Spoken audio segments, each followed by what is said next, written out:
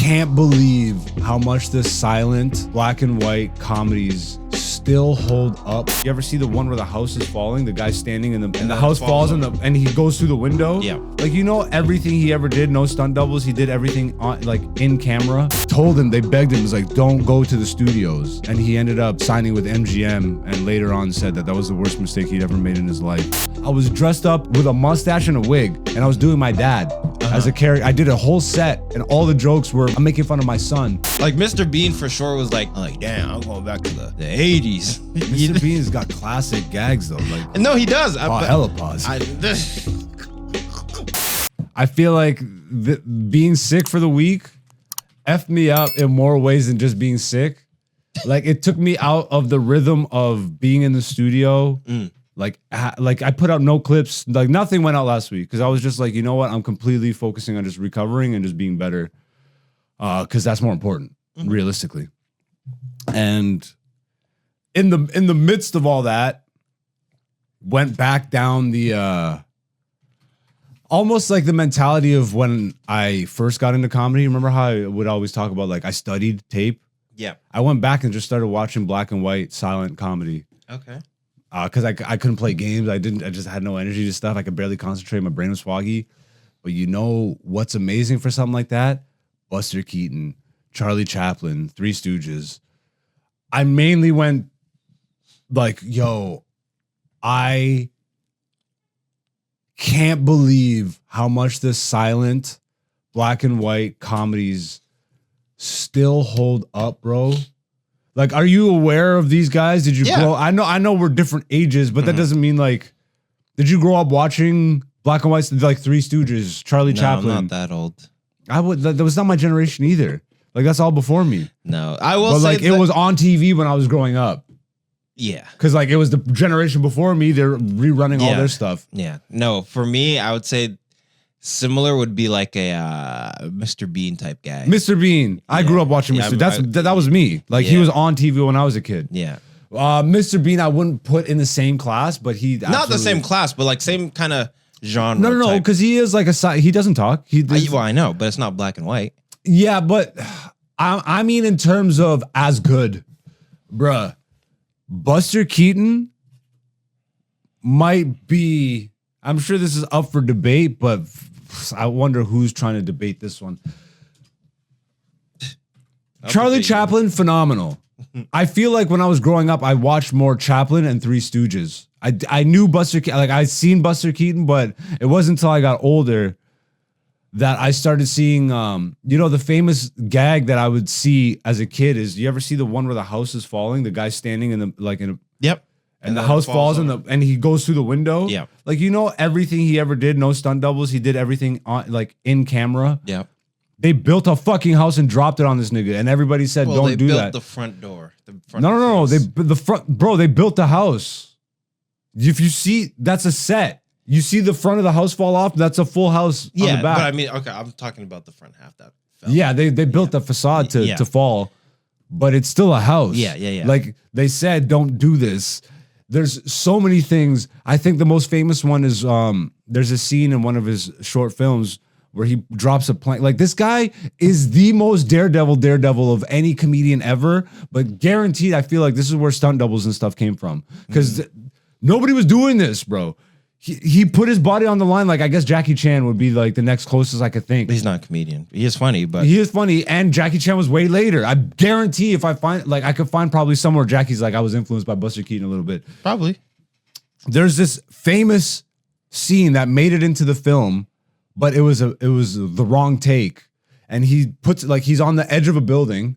And this nigga's so crazy. But what it is his mom and his dad were, like, performers. They were, like, circus performers and, like, stage performers and stuff. So he grew up, like, doing circus stuff. So he was doing parkour. If you watch, he never, like, lands on his spine. He never lands on his back, on his neck or anything. He does the tuck and roll. He's straight up doing parkour. It's nuts to think back in the 20s, like, where nobody was doing this. And he was doing this in comedy. Like, it's so funny. He puts the plank on the edge of the building, and he's supposed to, this is the actual, what's supposed to happen. He's supposed to use the plank and then run and jump to the next building. And that's supposed to be getting him to the next gag. He mistimes the jump. jumps, like grabs the ledge of the building and misses, slips, and like there's, I don't know, it looked like at least 7 to 10 stories, maybe 8, like somewhere around there. Is this on YouTube? Can we find it? Yeah, 100%. 100%. Good. Number one producer in the game, ladies and gentlemen. I'm like, see, you try to like explain this. Like, let me explain it and then we'll pull it up. But so he jumps, mistimes the jump. And you know, like this is very old timey. I don't think they make buildings like this anymore. But the windows on like every other floor had window awnings. You know what I mean? Like window coverings that came out. Is it one of these? That came out over the window. And he fell through 3 layers of awnings to the floor, to the ground. Yeah.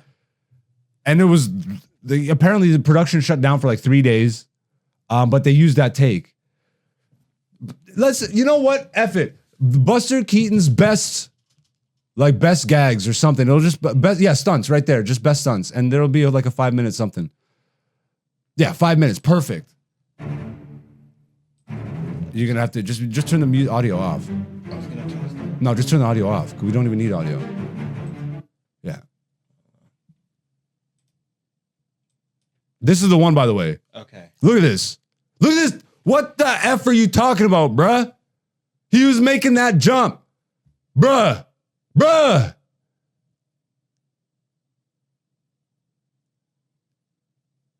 So, pause it. That, like, him getting to that floor was supposed to, like, he was supposed to get from the top of the roof, and then the plot was to have him, like, do another series of gags. Okay. So, because he fell, did you see the cut? Yeah. They created that whole pipe gag afterwards. She's like, F it, I'm here now, so let's get me from here to in the building. Yeah. Continue. Like, just genius level. Everything in camera, everything really done by him. I think the most expensive scene ever filmed at the time was his movie, and they straight up crashed the train. Just look at the physical comedy, bro. Oh, man.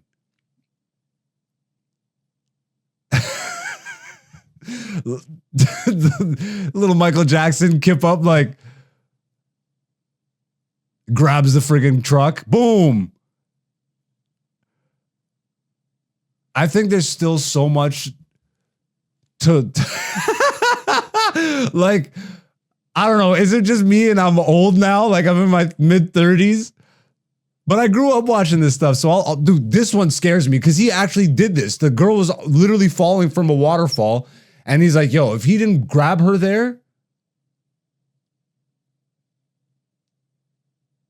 like, what are we talking about, bro? That seems like, yeah, classic, like, trapeze, like. The level of commitment. Is this another one where he grabs a trolley? Bro, he's obsessed with grabbing the back of trolleys while they're running.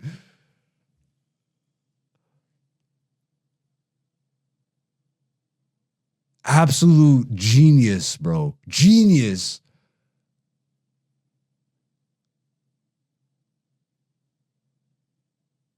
I swear to God, this guy created Scooby-Doo cartoons. Like, there's one of his short films is called The Haunted House. And it's straight up a live action Scooby-Doo cartoon, but it's before Scooby-Doo existed. Yeah. I swear they just, and then they did that, but made it bigger. That's not even the one. Like where the house falls on him. This shit's so scary, bro. Like all for this one. And this was recreated by Johnny Knoxville at the end of Jackass #2, the movie. They recreated this, and the house fell on Johnny. Like, they kept that in. Yeah. This is high-level genius shit. Like, he plotted all his sketches out, all his gags out. And super fascinating figure in the history of comedy. And, of course, like Charlie Chaplin and all his, contemporaries at the time. Yeah. They told him, they begged him, it was like, don't go to the studios. And he ended up signing with MGM, and later on said that was the worst mistake he'd ever made in his life. And it's what ruined him. He lost his family from that. He lost all his credibility. They destroyed his artistic friggin' freedom. Yeah. Because he signed a record deal, essentially. Yeah. He's like, okay, well, I think the first movie he made, The Cameraman, was absolutely legendary with MGM. And then everything after that, they just kind of slowly beat the life out of him, which is what I'm going through right now with social media. But like, I didn't sign to social media. I just like, I have to participate in it.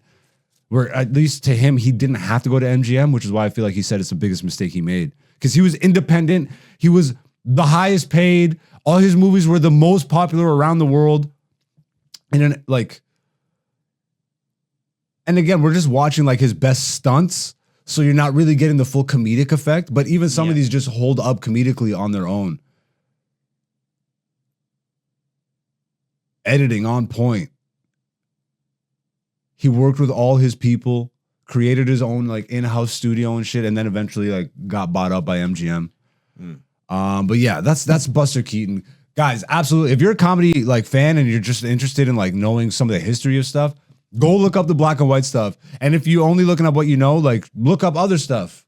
You know, if you know the Three Stooges, look up Charlie Chaplin. If you know Charlie Chaplin, look up Three Stooges or Buster. But Buster to me, like cream of the crop, bro. Charlie Chaplin's absolutely top notch. Three Stooges, I feel like they are. I love the Three Stooges, but it just doesn't hold a candle to the ingenuity and creativity of this dude's mind. Absolutely legendary, bro. So I was sick and I was just like going down the friggin' wormhole of Buster Keaton, black and white. I was watching documentaries and just learning more about him. Yeah, like of old-timey comedy, what would you say resonates with you the most? That resonates with me? Yeah. Or have you even gone back? I think it's super important, bro. If you're in like the craft, you got to know the roots of it. I mean, I think it's important. That doesn't mean it is important to everybody, but I don't see how it wouldn't make you a better comedian. Like, depends on what kind of comedian you want to be, I feel like. But like, even just seeing something else would naturally open up pathways in your mind. Doesn't mean that you have to. It could. Like, I'm not all of a sudden going to go and friggin' fall off a ladder on the stage. That'd be hilarious. Guess what I did at the beginning of my career? I've tried shit like this out because I was just inspired to try stuff out. That's part of the Rouse was the first guy to really say anything to me because I stood out like that. The first time Jason Rose pulled me aside at a comedy show, I was dressed up with a mustache and a wig, and I was doing my dad as a character. I did a whole set, and all the jokes were making fun of me as my, like, I'm making fun of my son, and I was my dad. Yeah. I was Black Zeus Sr. And after, I remember there was a girl with big tits in the crowd. It's like, this is like 13 years ago, right? But so she had big jugs and she was smoking. This was an outdoor patio show at Kaylee House in Hamilton, Ontario, bro. And she's smoking. I'm like, yo, I need a cigarette. Yeah. And I'm doing like stereotypical black dad voice. I need, hey, big tits. Yeah, I'm doing like Dice Clay. You know what I mean? Yeah. Oh. But so she gave me a smoke. And like, this isn't going to sound funny when I describe it, but I can't really remember exactly how it played out. I just remember I grabbed the smoke from her and I was pretending to light it. And then I snapped it in half. I'm like, don't smoke, bitch. It's going to give you titty cancer. Something like this. And everybody just lost it. But you could tell I was just trying. Yeah. There's another character I did. Rouge Ananas. Red banana. Pfft, lame. So lame. But I was a French Canadian comedian and I went up with this friggin' like lame shirt with like a little cabbie flat cap hat, a fake mustache again, of like an accent, and I grabbed the ladder and I just put the ladder on stage and I just climbed the ladder and did my set. And just like how that the reason why I'm so comfortable, bro, is because I just ran the gamut. I allowed myself to absolutely explore everything that I thought I could do good. And even if I didn't do it good, I gave it enough tries. I did Rouge Ananas a few times. I did Black Zeus Sr. a few times. And in the back of my mind, bro, I feel like one day I'm going to bring Black Zeus Sr. back out. Yeah. You know? But, like, yeah. So, like, you've never caught inspiration for comedy? Like, it doesn't even have to be a comedic thing, but something just from the past? Yeah. Like what? Give me an example. Oh, you might not be able to think of it right now, but. No, but like the past to me is like. Just say it. Yeah, just make fun of me. Go ahead. No, I'm just going to say. Something from when you were growing up. No, but like Jim Carrey stuff, like I said, Mr. Bean, like those are the things that I was looking back at. You know what I mean? Like Mr. Bean for sure was like, I'm like, damn, I'm going back to the 80s. Mr. Bean's got classic gags though. Like no, he does. Hella pause.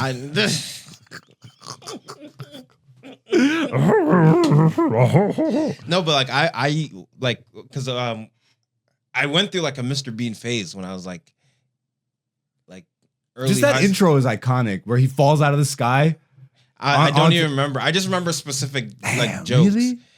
Dog, I don't the way my mind works. All right, fair enough. I remember like the one where he's like cheating off the guy's test, and then he's like pulls out a pencil, that he pulls out a pen, like, just like organizing them and all that stuff, or like the 3-wheeled car one, and he's like, does he have the small chair on top of the car, and he's driving from on top of the car with a string? Yeah, like all those ones. Like that's what I remember, you know.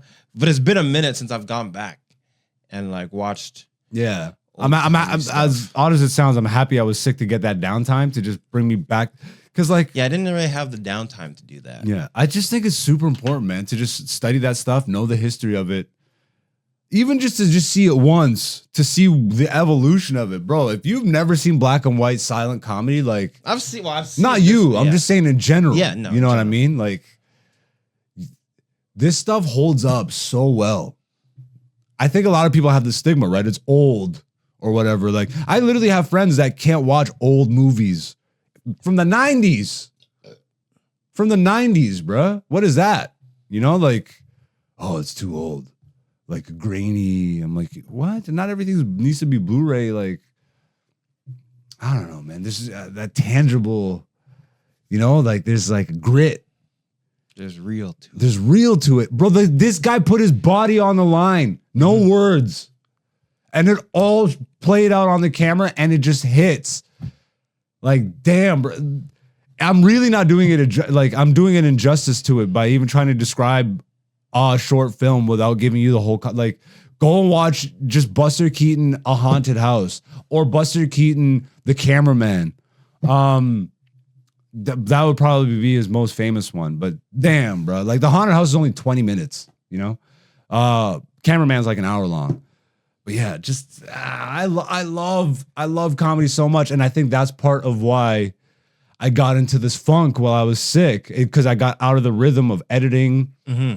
So I wasn't really in the studio. I wasn't putting out clips, so I'm out of the rhythm of that. I'm not really doing jokes because I wasn't performing, and I'm just like, to go from this to like memes.